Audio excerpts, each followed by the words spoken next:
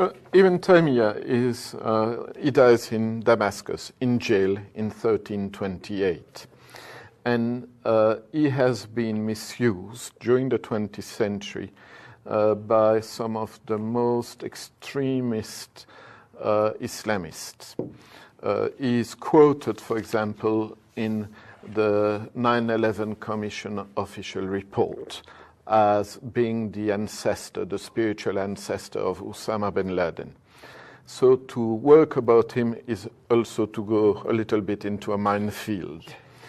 But then when you read him, you realize that those who have misused him for terrorist purposes only read texts that he wrote to call for the resistance of Syria against the invasion of the Mongols at the end of the 13th century.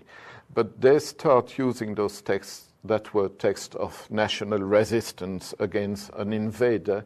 They use those texts to call for the killing of unjust Muslim rulers.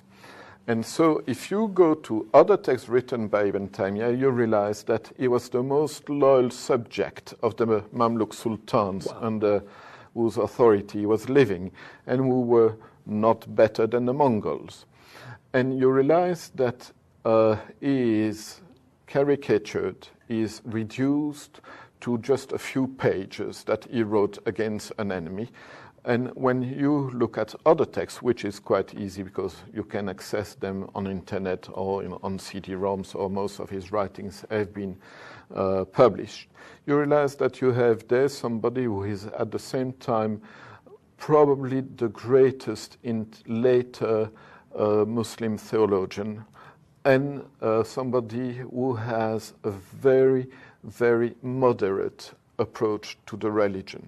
He is a mufti, which means a religious scholar who has to give opinions about everything, every aspect, to develop a very supple understanding of the religion.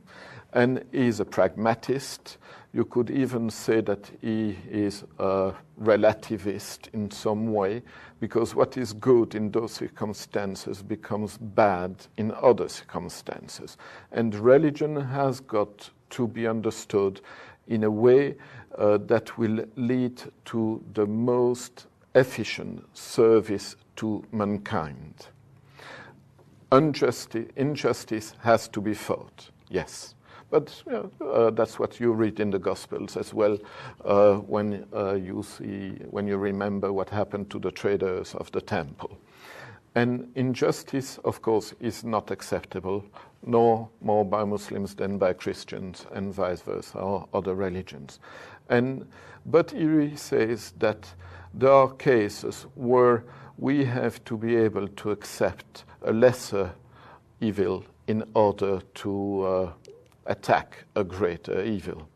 And he says, for example, intelligence is not doesn't consist in being able to distinguish good from bad.